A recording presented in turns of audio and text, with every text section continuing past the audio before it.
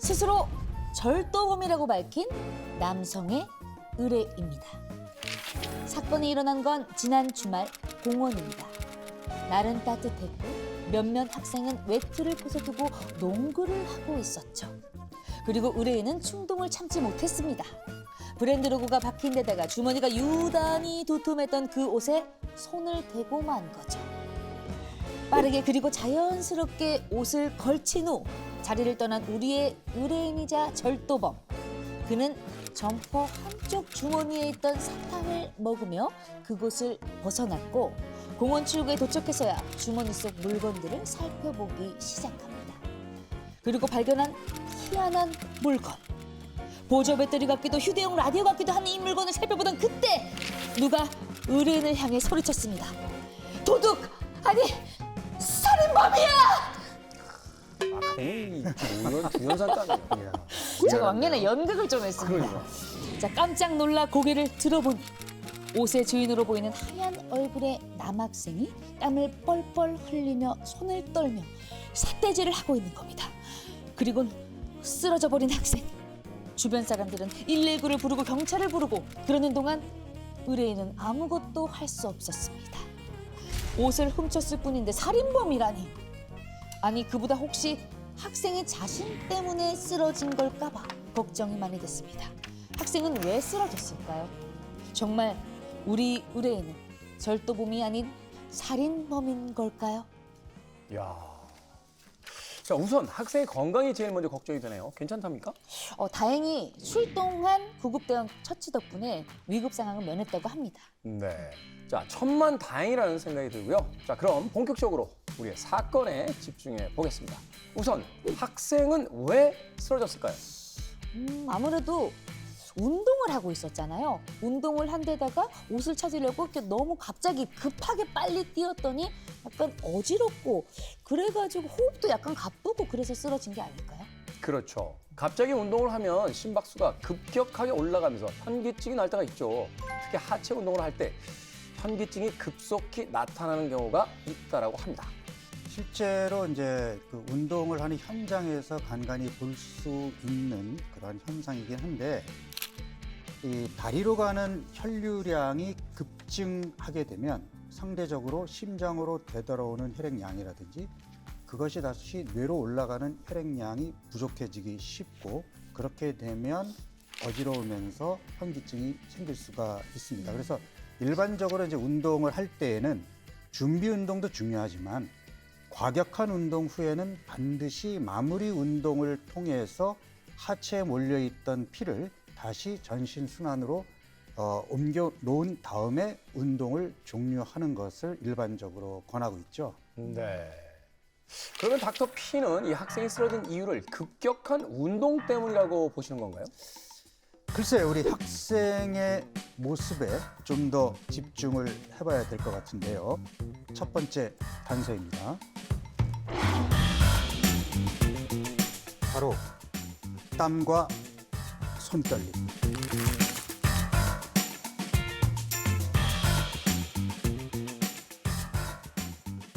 아니, 운동을 하면은 원래 또 땀이 나잖아요. 거기다가 옷을 찾으러 또 뛰었으니까 숨이 차고 그러면은 뭐 이렇게 손이 떨릴 수도 있잖아요. 너무 힘들면. 그리고 또 이건 또 분노가 더해진 상황이잖아요. 저 같으면은 뭐 손만 떨리는 게 아니라 아주 치가 떨릴 것 같은데요. 네. 내 옷. 또 메소드 연기 들어갔어요. 네. 온몸이 다 떨고 있습니다. 지금. 답답해. 화나는 건 충분히 이해를 합니다. 그런데 너무 감정적으로 대처하는 건 사건 해결에 도움이 별로 되지 않을 것 같아요. 그렇지 않습니까, 닥터 P? 그렇죠. 조금 더 냉정해 볼 필요가 있겠는데요. 일단 손떨림 그리고 식은땀은 대표적인 저혈당 증상입니다. 예, 그리고 얼굴이 하얗다고 했잖아요. 네. 창백해진 건데 우리가 일반적으로 저혈당에 빠지게 되면 뇌와 신경계가 긴장을 하면서 교감신경이 활성화가 돼요. 혈압도 올라가고 맥박이 빨라지고 식은땀이 나고 손이 떨리게 되죠. 그리고 피부가 창백해지는 거는 교감신경으로 말초 혈관이 수축한 결과거든요. 그래서 아마도 지금 보여지는 증상들은 저혈당 증상이 아닐까 하는 생각을 하게 되는데요. 네. 물론 뭐 당뇨병이 있는 경우에 저혈당이 오는 것이 일반적이지만 그렇지 않더라도 장시간 공복 상태에서 무리하게 운동을 하거나 운동 정도가 심하게 과다할 경우에는 저혈당이 발생할 수 있습니다. 일리가 있는 말씀입니다. 50mg per 데시리터. 그러니까 의학적으로는 이 50mg per 데시리터일 때 저혈당이라고 하죠. 일반적으로 우리가 혈당을 얘기할 때에 혈당은 안정적으로 70에서 140 사이에 있어야 됩니다. 그래서 공복 상태에서는 70 이상, 100 미만, 그리고 식사를 하고 나서도 140 미만을 유지하는 것이 정상이거든요.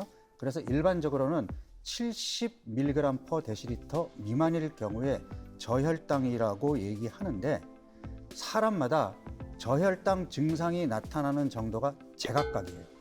어떤 사람은 60에서 70 사이에서 멀쩡한가 하면 또 어떤 사람은 70 아래에서 바로 저혈당 증상을 보이기도 하거든요. 문제는 50 미만으로 떨어지는 경우입니다. 50 미만으로 떨어지는 경우에는 대부분 저혈당 증상이 발병할 뿐 아니라 심한 경우에는 의식을 잃거나 사망할 수도 있습니다.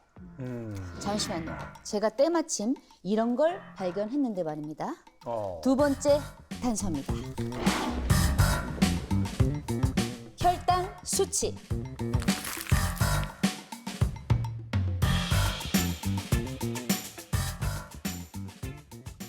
자, 사건 현장에 119가 출동했다고 했죠. 구급대원들이 그때 검사한 결과가 있습니다. 닥터피, 이 정도면 확실히 낮은 수치 아닙니까? 네, 혈당 수치가 48mg per 데시리터로 나왔는데 이거는 뭐 앞서 얘기한 것처럼 50 미만이니까 명확한 저혈당이라고 볼 수가 있겠죠. 그리고 앞서 말씀드렸던 증상들, 땀, 손떨림, 그리고 창백해진 얼굴 이런 것들하고 연관지어 본다면 이거는 뭐 전형적인 저혈당 증상인데다가 객관적으로 수치까지 확인했으니까 저혈당이 확실합니다. 두 분은 다 아시는 것 같은데 저는 아직 잘 모르겠단 말이죠. 그 저혈당이든 고혈당이든 이게 무슨 문제가 된다는 거죠? 일단 지금 얘기한 것처럼 혈당이 지나치게 떨어지게 되면은 뇌에 안정적으로 영양 공급이 안 되기 때문에 뇌가 긴장을 하게 되고 그로 인해서 어지러움, 땀, 심장박동 증가, 두통, 떨림 이런 증상이 나타나는데 심한 경우에는 의식을 잃거나 사망할 수도 있다라고 얘기를 했어요. 그런데 저혈당 못지않게 또 고혈당도 문제가 되는 거죠. 우리 조수 예전에 솜사탕 즐겨 먹었죠? 그럼요. 아주 좋아했죠. 먹고 나면 손이 어떻죠? 손이 아주 끈적했죠. 내 몸을 돌아다니는 피가 그렇게 끈적끈적해진다면 그럼 피가 잘 안 흐르겠죠. 그게 고혈당의 전형적인 증상으로 나타나게 되는데 몸 전체가 설탕 범벅에 빠진다면 세포는 탈수되고 혈관은 손상되고 장기 기능은 무너지게 되겠죠. 그래서 일반적으로 고혈당이 오게 되면은 입이 바짝바짝 마르고 계속 물을 마시게 되고 소변을 자주 보게 되고 세포가 에너지를 제대로 이용하지 못하니까 체중이 쭉쭉 빠지게 되고 결국에는 망막 합병증으로 실명에 이르거나 또는 신장 합병증으로 평생 혈액 투석을 받아야 하거나 또는 혈관 합병증으로 심근경색, 나아가 치매까지 이어질 수 있습니다. 조수, 닥터피가 지금 이 고혈당의 증세를 여러 가지 이야기해줬죠. 네. 화장실을 자주 가게 된다. 화장실. 갈증을 느끼게 된다. 이 이야기를 들으면 생각나는 병 혹시 없나요? 저 있습니다. 저도 약간 가족 병력이 있어가지고 이것에 대해 좀 알고 있는데 고혈당 하면은 당뇨죠. 네, 맞습니다. 당뇨라는 단어가 보여지는 것처럼 그러니까 우리가 설탕의 당과 오줌의 뇨잖아요. 그러니까 소변으로 당이 배출된다고 해서 이름이 붙여진 거고요. 정상인의 경우에는 소변으로 당이 넘쳐날 정도로 혈당이 올라가지가 않습니다. 그것은 우리 몸에 췌장에서 분비되는 인슐린이라는 호르몬이 제대로 작동을 하면서 혈당을 안정적으로 유지해 주기 때문인데요. 내 몸에 문제가 생겨서 인슐린의 분비량이 부족하거나 또는 인슐린은 제대로 분비되는데 이 인슐린이 제대로 작동을 못하게 되면 혈당이 상승하게 되고 그 상승한 혈당이 소변으로도 빠져나가게 되는 거죠. 그래서 당뇨의 여러 가지 증상들이 생기는 겁니다. 닥터피, 이 부모가 당뇨면 자식도 당뇨일 가능성이 꽤 높다는 이야기를 들었거든요. 뭐 당뇨가 전형적인 유전병은 아니지만 유전과 연관이 되어 있습니다. 부모 두 사람이 모두 당뇨가 있다면 자녀가 당뇨를 앓게 될 확률은 50에서 60%. 이제 이형 당뇨의 예인데요. 이런 걸 보면 유전 이외에도 또 비만, 또 연령, 식생활, 운동 부족, 스트레스, 여러 가지 환경 요인도 작용을 한다라고 볼 수 있고, 사람들이 이제 흔히 당뇨 그러면 그거 단 거 많이 먹어서 생긴 거 아니에요? 이렇게 물어보는 분들이 많은데 영향을 주기는 합니다. 단 걸 많이 먹게 되면 인슐린이 바쁘게 일을 해야 되잖아요. 그래서 인슐린이 바쁘게 일을 하다가 작동 능력이 떨어지게 되면 당뇨가 오는 거거든요. 그래서 단 걸 먹는 것이 당뇨병의 직접적인 원인은 아니지만 단 거를 즐겨 먹어서 살이 찌게 되고 인슐린의 작동이 떨어지게 되면 당뇨병으로 갈 수 있는 거죠. 그러면은 이 가족 중에 당뇨 환자가 있는데 내가 만약에 이제 갈증이 많이 나고 그리고 화장실을 자주 간다면은 당뇨 검사를 이렇게 해봐야 될까요? 물론이죠. 왜냐하면은 당뇨가 사실은 초기에는 증상이 없어요. 예, 무증상인 경우가 많습니다. 그래서 일반적으로 우리가 그 35세 이상인 경우에는 매년 혈당 체크를 하는 것을 권하거든요. 그런데 이제 최근 들어서는 우리가 건강검진도 많이 활성화돼 있고 국가 건강검진도 있다 보니까 과거에는 지금 말씀하신 것처럼 증상이 있어서 병원에 가서 당뇨를 찾았다면 최근에는 부증상인 상태에서 당뇨를 진단받는 경우가 크게 늘었습니다. 그래서 당뇨는 증상이 나타나기 이전 무증상인 상태에서 일찍 발견해야 조기 치료가 가능하고 그래야 또 예후도 좋아집니다. 또 요즘 문제가 되고 있는 게 젊은 당뇨, 20, 30대 당뇨 환자들이 과거에 비해서 크게 늘었거든요. 그래서 예전에는 우리가 당뇨병 그러면 성인병이라고 얘기했고 대개 40세 이후에 발생하는 질병이라고 얘기를 해왔다면 요즘은 20, 30대 당뇨 환자들도 늘고 있기 때문에 만 19세 이상 성인들은 매년 혈당 검사를 하는 것이 바람직합니다.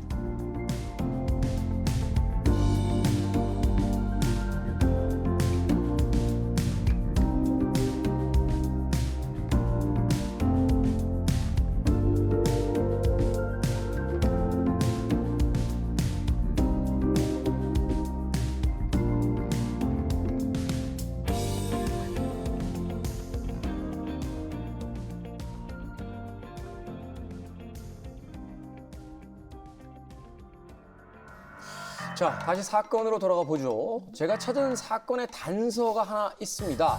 범인, 아니 의뢰인이 말했던 바로 그 희한한 물건. 인슐린 펌프입니다.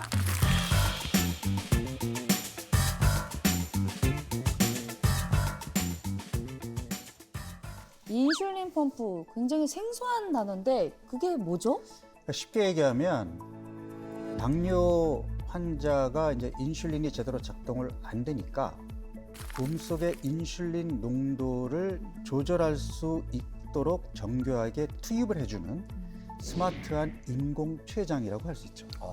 네, 그러면 인슐린이 필요한 환자들의 경우에 매번 주사를 맞을 필요도 없고 또 혈당 조절을 훨씬 더 정밀하게 해줄 수 있다는 장점이 있습니다. 그러면은 그 말은 의뢰인이 훔친 옷의 주인이 당뇨병 환자다라는 말로 좀 해석해도 될까요? 그렇죠. 그러니까 바로 인슐린 펌프를 늘 가지고 다녔겠죠? 아, 근데 그렇게 생각하기에는 너무 어리잖아요. 어린 학생이고 농구를 하고 있었다고 하고 또 남학생이잖아요. 남학생. 그렇죠. 하지만 앞서 닥터 P가 이야기했듯이 당뇨가 나이 많은 사람만 걸리는 게 아닙니다. 최근 조사에 따르면요.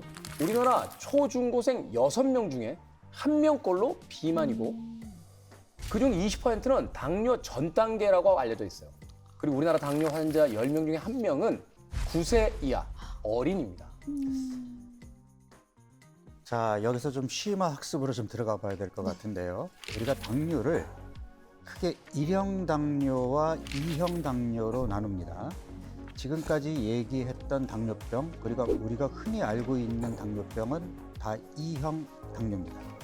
인슐린은 분비가 되지만 인슐린의 분비 능력이 떨어져 있거나 아니면 인슐린 호르몬 자체가 작동을 제대로 못하기 때문에 혈당 조절이 안 되는 경우를 2형 당뇨라고 하는데, 1형 당뇨는 췌장에서 인슐린이 아예 분비가 안 돼요.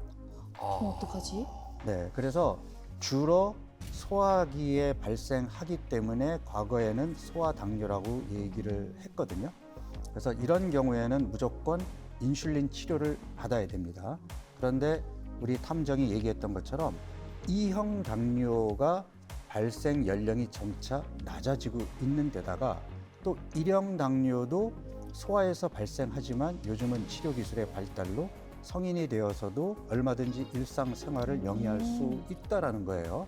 그래서 이제는 소아당뇨, 성인당뇨로 얘기하면 안 돼요. 1형 당뇨, 2형 당뇨로 나눠서 얘기를 해야 되고, 아마도 의뢰인에게 옷을 도둑맞은 학생은 1형 당뇨를 앓고 있는 것으로 추정이 됩니다. 자, 우리가 당뇨의 치료를 이제 인슐린이다 이렇게 공부를 해봤는데, 그런데 당뇨가 초기인 사람도 그때부터 인슐린으로 치료를 합니까? 그렇지 않죠. 그러니까 일반적으로 이제 1형 당뇨의 경우, 아예 인슐린이 분비가 안 되는 그 환자의 경우에는 초기부터 인슐린 치료를 해야 되지만, 실제 우리나라의 당뇨는 거의 대부분이 2형 당뇨입니다. 그러니까 2형 당뇨의 경우에는 인슐린 분비 능력은 있어요. 그렇지만 인슐린 자체가 작동을 못하거나 또는 인슐린 분비량이 줄었을 때 이제 당뇨가 생긴단 말이죠. 그런데 일반적인 추이를 보게 되면 처음에는 인슐린 분비 능력은 괜찮은데 인슐린의 작동이 떨어지는, 우리가 인슐린 저항성이라고 표현을 하는데, 이런 단계에서는 굳이 인슐린 주사를 맞출 이유가 없죠. 그러니까 인슐린 저항성을 개선해주는 치료를 하면 된단 말이에요.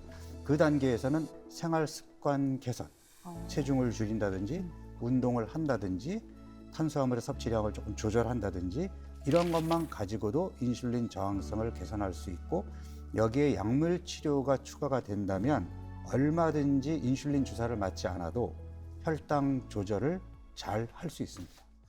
그렇다면 우리가 이 당뇨병에 대해서 잘못 알고 있거나 혹은 아직 당뇨가 걸리지 않았습니다만 이 당뇨에 걸릴 위험이 있는 사람들이 주의해야 될 것들, 뭐 이런 것들이 있을 것 같은데.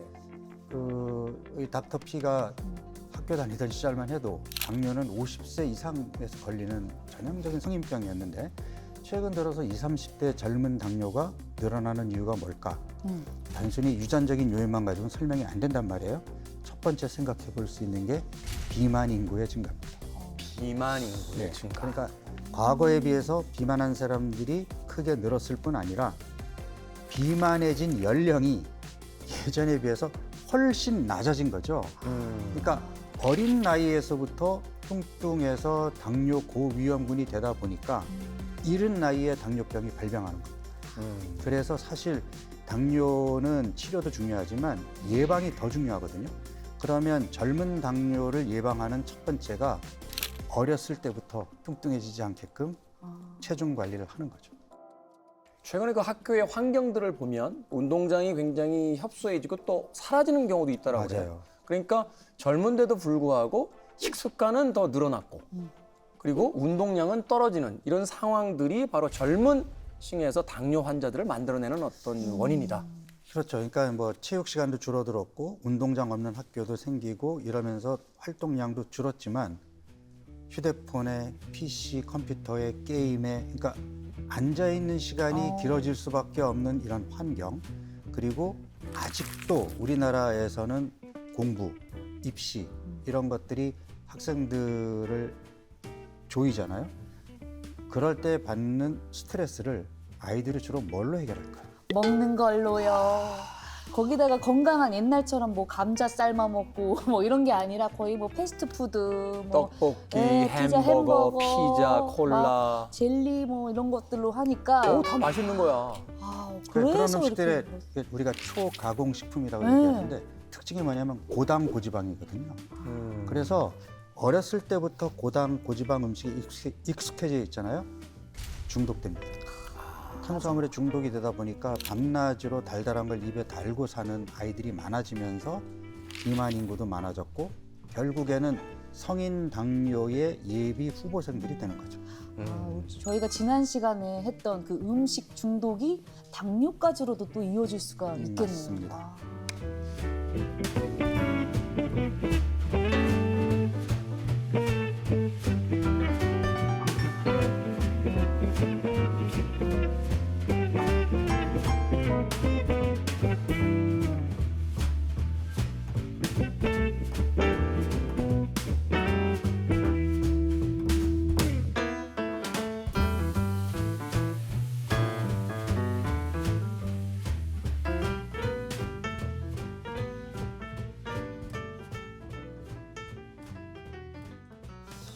그러니까 어린이도 당뇨를 앓을 수 있다는 거잖아요. 그러고 보니까 저도 이제 아이들 엄마 사이에서 우리 애기 당뇨야 뭐 그랬던 말을 들은 적이 있던 것 같아요. 그런데요, 이 당뇨에 얽힌 또 불행한 사건이 있었습니다. 제1형 당뇨 환자인 딸을 부모가 살해한 일이 있었어요. 부모는 스스로 목숨을 끊으며 유서를 남겼는데요. 딸이 너무 힘들어해서 마음이 아프다. 경제적인 어려움도 크다. 하는 내용이 그 유서에 담겨 있었습니다. 지난 9일 충남 태안에서 일가족 3명이 숨진 채 발견됐습니다. 부부가 1형 당뇨를 앓던 9살 딸을 숨지게 하고 스스로 목숨을 끊은 건데요. 유서에는 딸이 너무 힘들어해 마음이 아프고 경제적인 어려움이 크다는 내용이 담긴 것으로 알려졌습니다. 부모들은 하루 4번 이상 인슐린 주사를 맞는 어린 자녀들의 고통을 지켜봐야 합니다. 이거 밥 먹을 때마다 맞는 거고 이거는 아침에 한 번 맞는 그런 거고.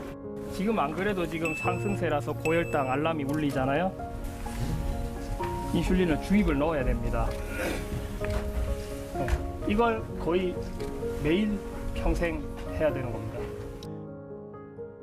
그 하루에도 몇 번씩 인슐린 주사를 맞아야 하다 보니까 경제적 부담을 호소하는 환자와 가족이 실제로 많습니다. 관련해서 이제 환우회에서 중증 질환으로 인정해달라는 요청도 이어지고 있고요. 정부는 인슐린 펌프가 포함된 당뇨 관리 기기 부담 완화 정책을 시행하겠다고 발표하기도 했는데요. 개인적으로도 서둘러서 관련 정책이 시행되어서 환우 또 환자 가족들의 힘든 이런 점들을 빨리 해소했으면 좋겠고요. 덧붙여서 또 말하고 싶은 거는 아까 조수가 말한 그리고 또 많은 사람이 쓰는 그 소아당뇨라는 소아당뇨. 네, 단어는 쓰지 않는 게 좋을 것 같아요. 일용 당뇨는 성인을 포함한 모든 연령대에서 발생할 수 있기 때문이죠. 소아당뇨라고 말하는 거는 성인 환자를 소외시키는 또 그런 결과가 되니까요. 이제 그럼 이제 소아 당뇨가 아니라 제1형 당뇨 이렇게 또 구분을 해야 될 것 같아요. 기억해 두겠습니다. 네, 뭔가 우리 주수가 좀 더 전문적인 영역으로 들어간 듯한 느낌이 듭니다. 똑똑해진 느낌이 드는데 뭐니? 1형 당뇨, 2형 당뇨 이렇게 아주 똑똑해 보일 수 있을 것 같습니다.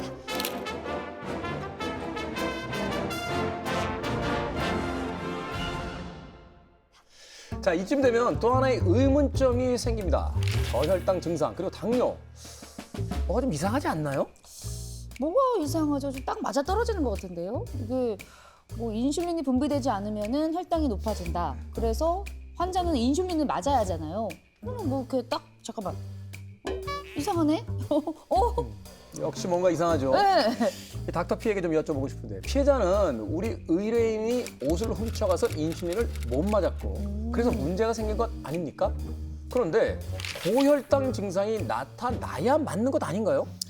피해자가 이제 농구를 했다고 했는데 농구는 사실 해본 사람들은 알겠지만 이 고강도 운동이거든요. 그렇죠. 이게 쉬지 않고 계속 뛰어야 되는. 근데 이렇게 고강도 운동을 하게 되면 근육은 포도당을 사용해야 되는데 심지어 인슐린의 도움 없이도 포도당을 끄집어 쓸 수가 있어요.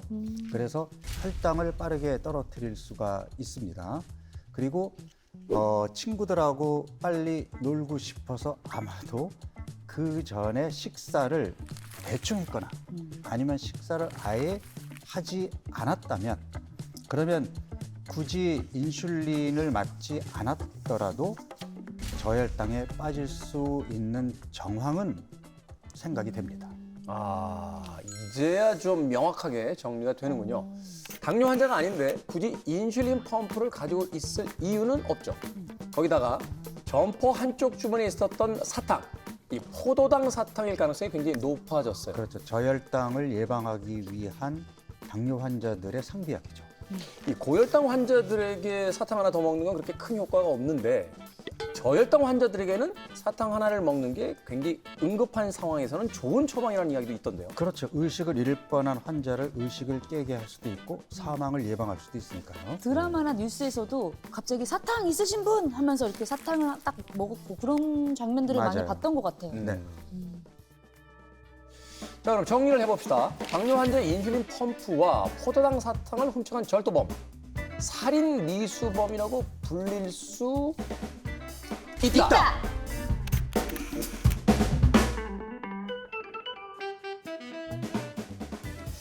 네, 물론 뭐 법적으로 따진다면 뭐 살인죄로 처벌받기는 힘들겠지만요. 맞습니다. 그렇지만 의뢰인의 절도로 한 생명이 크게 위태로워졌습니다. 의뢰인은 이 사실을 잊지 말고 피해자에게 사죄하고 마땅히 벌을 받게, 또 앞으로 다시는 이런 범죄를 저지르지 않길 바랍니다. 자, 그럼 오늘의 사건 여기에서 마무리 짓겠습니다.